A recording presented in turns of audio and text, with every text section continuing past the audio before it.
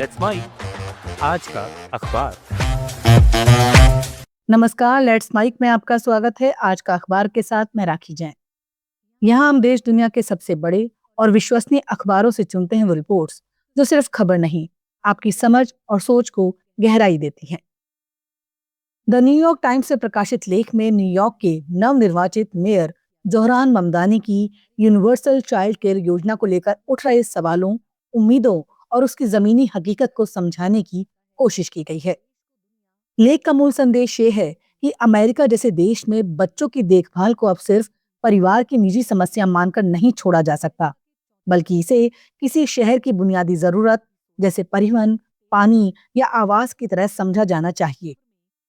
New York में child care की लागत इतनी बढ़ चुकी है कि कई माता पिता $20,000 सालाना तक चुका रहे हैं, लेकिन सुविधा फिर भी नहीं मिल पा रही। इसी पृष्ठभूमि में ममदानी ने 6 हफ्ते से 5 साल तक के हर बच्चे के लिए मुफ्त देखभाल और वर्कर्स को स्कूल टीचर्स जितनी तनख्वाह जैसे बड़े वादे किए हैं, जिन्हें आलोचक अव्यवहारिक बता रहे हैं। लेख बताता है, ममदानी की योजना को लेकर संदेह इसलिए भी है क्योंकि अमेरिकी शहरों में इससे पहले कभी इतनी बड़ी चाइल्ड केयर व्यवस्था बनाने की कोशिश सफल नहीं हुई। लेकिन लेखक का तर्क है, अगर ममदानी पिछली गलतियों से सीखें, जैसे 2014 में बिल डी ब्लासियो की यूनिवर्सल प्री के योजना में सिर्फ बड़े सेंटरों को पैसा देना और हम छोटे होम बेस्ड प्रदाताओं को नजरअंदाज कर देना, तो ये मॉडल सच में कारगर हो सकता है। असल चुनौती यही है कि सिस्टम मिक्स डिलीवरी हो, बड़े डे केयर, स्कूल, छोटे घर आधारित केंद्र, पड़ोस में बच्चों को देखने वाले भरोसेमंद लोग, सबको योजना में शामिल किया जाए ताकि चाइल्ड केयर का पूरा ढांचा मजबूत हो सके। लेख ये भी समझाता है कि इतने बड़े सिस्टम को लागू करने में जल्दबाजी भी खतरनाक हो सकती है। कनाडा के क्यूबेक ने जब 3 साल में यूनिवर्सल चाइल्ड केयर लागू करने की कोशिश की तो गुणवत्ता गिर गई और आज भी विरोधी इसी उदाहरण का हवाला देते हैं। दूसरी तरफ अगर सरकारें धीमी चलें या बीच में फंडिंग रोक दें, जैसा कि न्यू मैक्सिको या वॉशिंगटन डीसी में हुआ, तो पूरा सिस्टम अस्थिर हो जाता है। इसलिए लेखक कहता है, ये सिर्फ पैसा जुटाने का नहीं, बल्कि लगातार निवेश और राजनीतिक प्रतिबद्धता का मामला है। फिर भी लेख कुछ आशा की वजह भी दिखाता है। न्यूयॉर्क स्टेट की गवर्नर कैथी होकुल खुद चाइल्ड केयर विस्तार की समर्थक हैं और ममदानी ने संकेत दिया है कि वो फंडिंग के मॉडल पर बातचीत को तैयार हैं।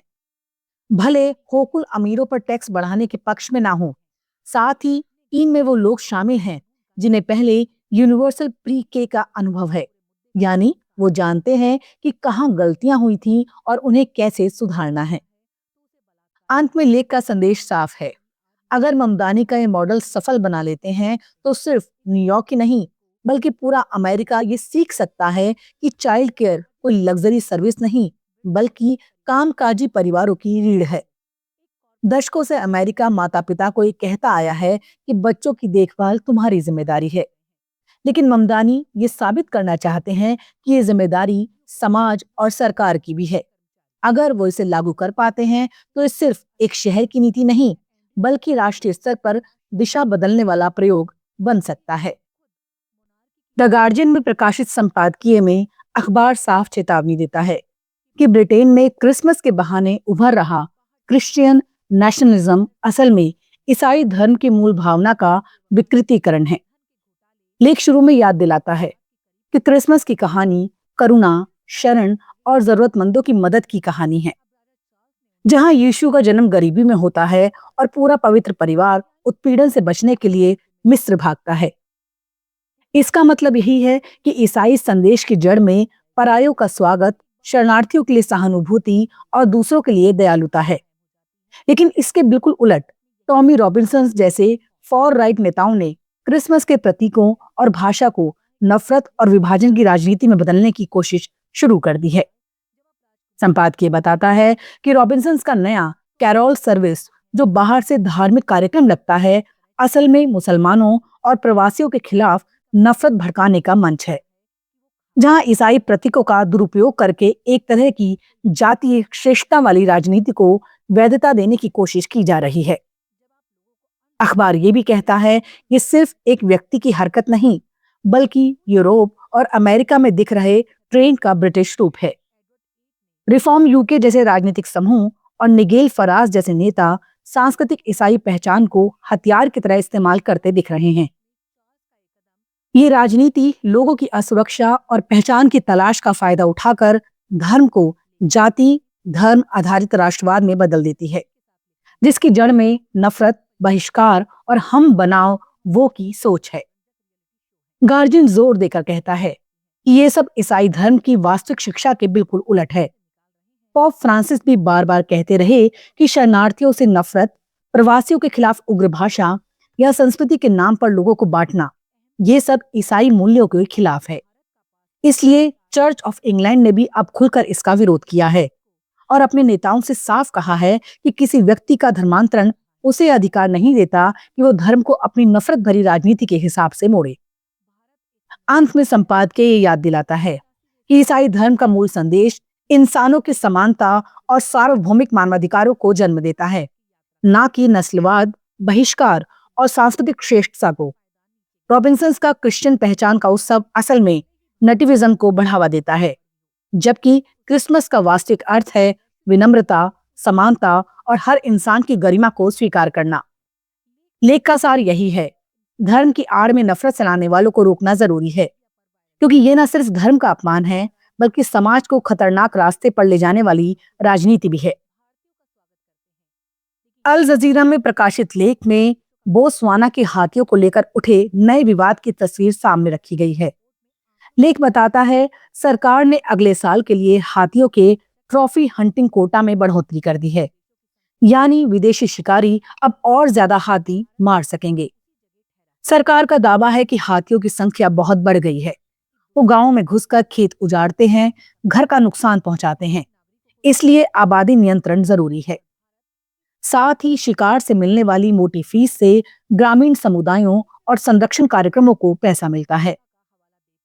बोत्सवाना के पास दुनिया की सबसे बड़ी हाथी आबादी है, करीब 1.3 लाख, इसलिए सरकार इसे जरूरी प्रबंधन बताती है।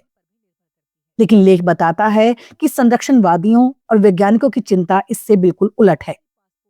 उनका कहना है कि बढ़ा हुआ कोटा हाथियों के दीर्घकालिक स्वास्थ्य को नुकसान पहुंचाएगा और इंसान जानवर टकराव को कम करने की बजाय और बढ़ाएगा।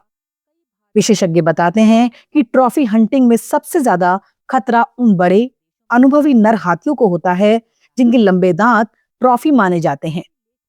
ये वही हाथी हैं जो झुंड को दिशा देते हैं, बच्चों को सुरक्षा सिखाते हैं और जिनका ज्ञान पीढ़ियों को जोड़ता है। इन्हें हटाने से हाथियों का व्यवहार अनियंत्रित हो जाता है। झुंड ज्यादा चिड़चिड़ा और असुरक्षित होकर गांव की तरफ भागने लगता है, जिससे स्थानीय लोगों के पास संघर्ष बढ़ता है। लेख में यह भी बताया गया है कि आबादी नियंत्रण का रास्ता सिर्फ गोली और शिकार नहीं है। कई विशेषज्ञ कहते हैं कि असली समाधान स्थानीय समुदायों को प्रशिक्षित करना है। उन्हें समझाया जाए कि हाथियों के साथ सुरक्षित तरीके से कैसे रहा जाए, खेत बचाने के तरीके सिखाए जाएं और पर्यटन से सीधे आर्थिक फायदे दिए जाएं। बोत्सवाना के कुछ इलाकों में जहां बोरहोल और पर्यटक सुविधाएं बनाई गई, वहां समुदाय को फायदा भी हुआ और हाथियों को नुकसान भी नहीं पहुंचा। कुल मिलाकर लेख का संदेश ये है कि हाथियों की समस्या वास्तविक है, लेकिन उसका हल ट्रॉफी हंटिंग को बढ़ाना नहीं। बोत्सवाना को ऐसा मॉडल चाहिए जो इंसानों और हाथियों दोनों की सुरक्षा करे और स्थानीय लोगों को भी लाभ दे। विशेषज्ञों का डर यही है, अगर सरकार इसी दिशा में बढ़ती रही तो दुनिया की सबसे बड़ी हाथी आबादी धीरे धीरे घटने लगेगी और इंसान हाथी संघर्ष और भड़क जाएगा। आज का अखबार में फिलहाल इतना ही। देखते रहिए, सुनते रहिए लेट्स माइक। नमस्कार।